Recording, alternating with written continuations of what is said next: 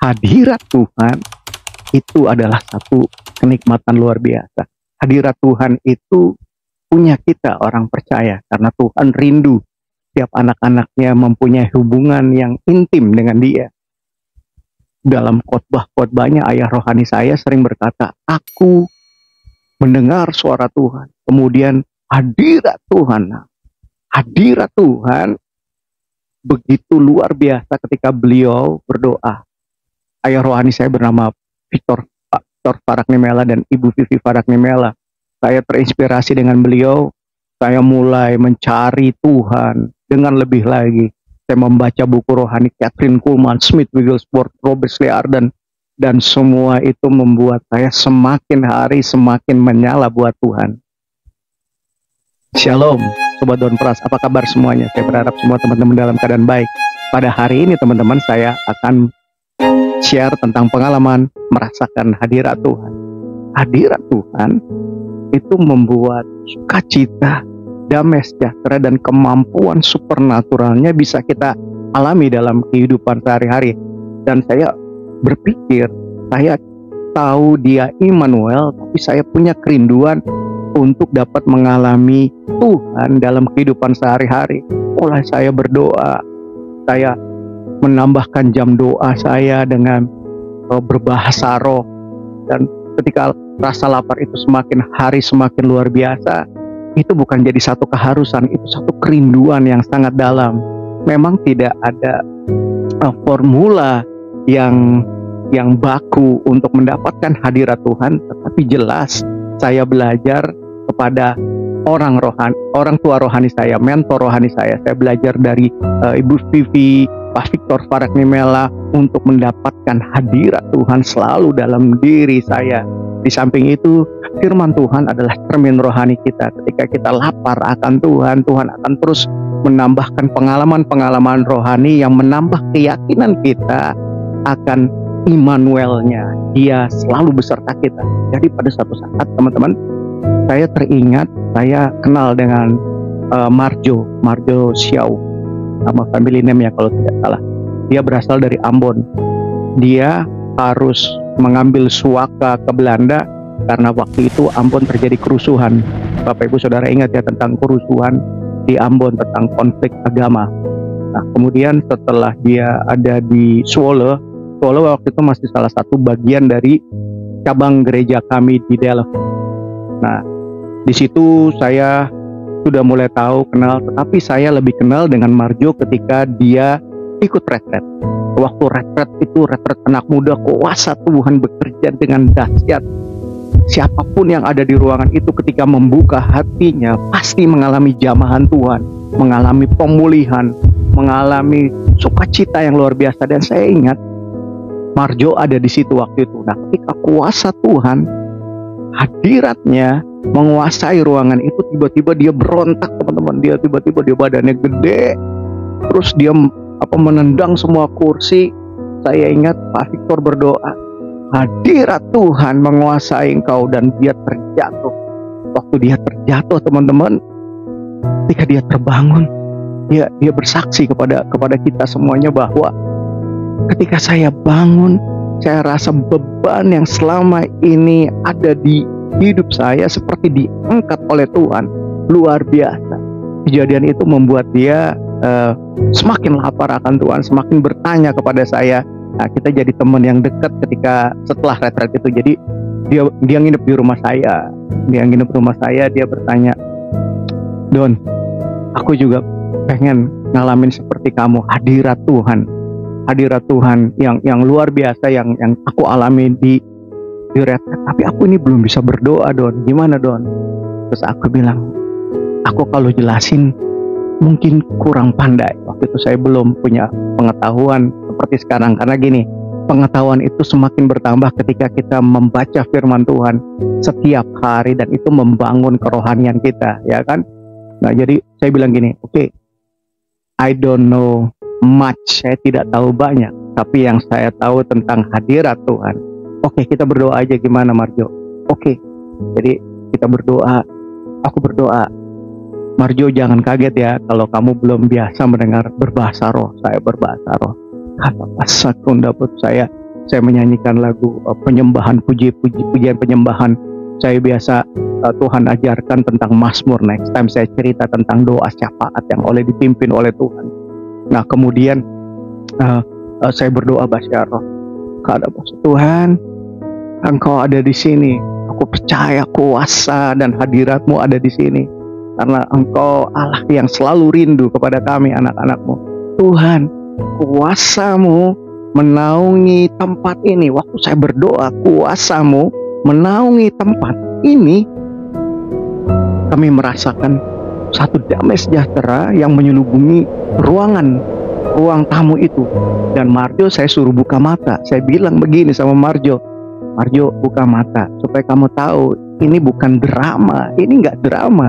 Ini hadirat Tuhan. Hadirat Tuhan diberikan kepada kita, semua anak-anaknya. Dan ketika kita tahu di dalam nama Yesus, kita selalu bisa menghadirkan kuasa Tuhan itu nyata dalam kehidupan itu. Ketika saya suruh buka mata, dia langsung bilang, dia kan orang Ambon, wah, beta rasa seperti di surga. Beta rasa seperti di surga. Terus saya bilang, iya, Jo, buka matamu. Ya, ini kita bisa kayak begini di hadirat Tuhan.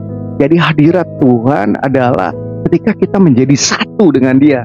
1 Korintus 6:17 dalam pikiran kita.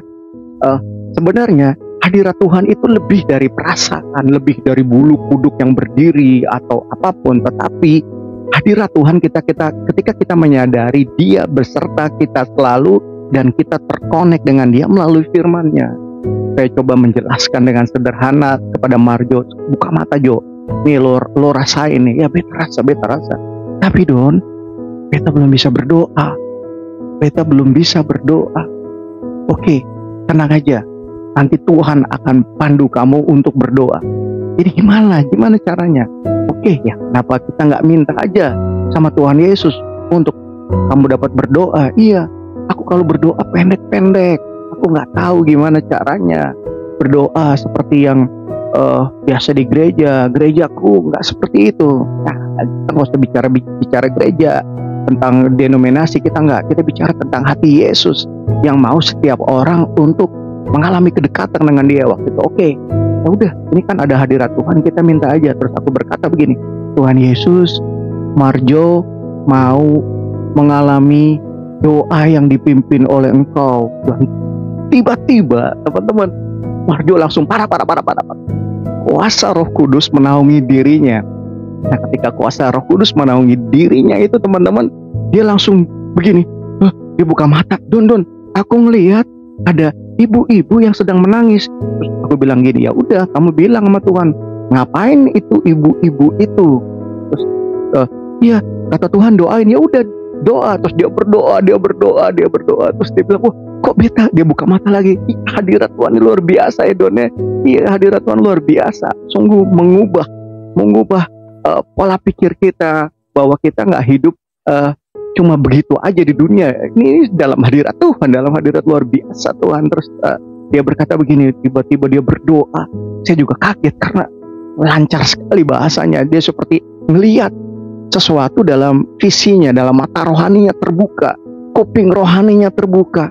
Hadirat Tuhan memampukan setiap kita untuk mengalami hal-hal supernatural. Dan hal supernatural itu bisa kita alami setiap saat ketika kita mengundang Tuhan bekerja. Jadi saya berkata sama Marjo, setelah selesai berdoa, ini kuasa Tuhan, ini luar biasa. Terus dia ceritain, waktu peperangan itu, wah, keadaannya sangat mencekam.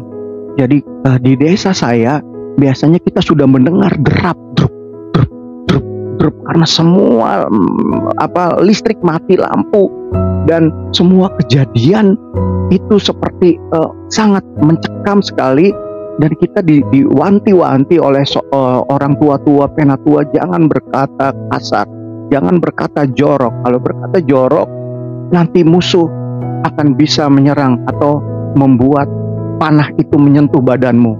Jadi saya ingat itu tuh Don, dan itu membuat saya sangat takut. Ada roh ketakutan, ada satu dendam pribadi karena ada orang keponakan sama omnya bisa baku bunuh segala macam.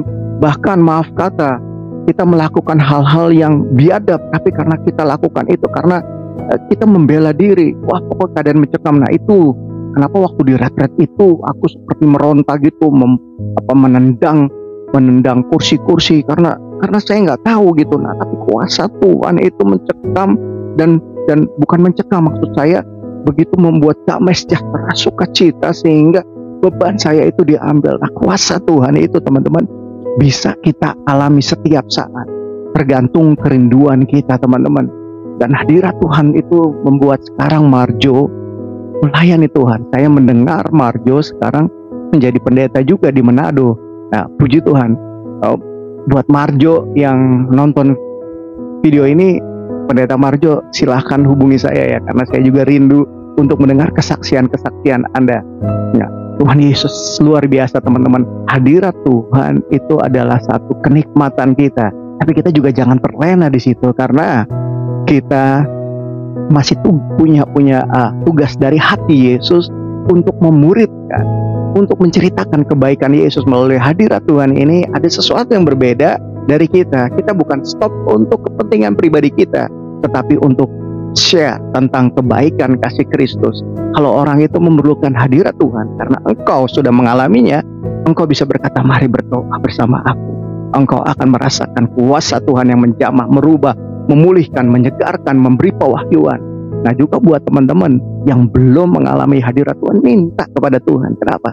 Karena Dia Allah yang rindu, selalu rindu untuk memulihkan, untuk berkomunikasi dengan kita. Nah teman-teman, saya percaya ketika teman-teman mendengarkan ini, ada satu kerinduan yang Tuhan terus bangkitkan kepada teman-teman, bahwa kekristenan itu dinamis, kekristenan itu bergerak, kekristenan itu selalu ada hal yang baru kalau kita tidak melihat keadaan kita, tetapi melihat firman-Nya, ingin merasakan kuasa Tuhan, ingin mengalami firman Tuhan yang hidup. Teman-teman, saya mau berdoa buat teman-teman pada waktu ini. Ketika teman-teman menonton video ini, timbullah kelaparan rohani yang hanya akan dipuaskan oleh firman Tuhan, yang hanya akan dipuaskan ketika saudara berkata, aku bukan hanya mendengar, tetapi aku telah mengalaminya. Dan ketika teman-teman telah mengalaminya, dimanapun teman-teman berada, orang-orang akan melihat bahwa kasih Yesus nyata, sukacita, damai sejahtera, kuasanya nyata dalam diri teman-teman. Baik ibu rumah tangga, orang tua, kakek, anak muda sendiri akan mempunyai pengalaman. Yesus Kristus itu asik, brother, bro, sis. Nah, teman-teman, dengan pengalaman seperti ini, kehidupan teman-teman akan semakin hari semakin mengalami pertumbuhan iman yang luar biasa, menjadi berkat. Di mana saudara ditempatkan, di keluarga teman-teman, di sekolah teman-teman, di pekerjaan, di lingkungan rumah teman-teman, dimanapun teman-teman berada, karena hadirat Tuhan ada bersama teman-teman. Tuhan Yesus memberkati. Saya mau berdoa, Tuhan Yesus, Engkau jamah setiap teman-teman yang menonton video ini, kerinduannya untuk mengalami hadirat Tuhan. Terus Tuhan, bawa firman Tuhan semakin nyata dalam kehidupan mereka. Firman Tuhan hidup, firman Tuhan, biarlah kita semua menjadi pelaku firman Tuhan. Terima kasih di dalam nama Yesus Kristus Tuhan. Amin.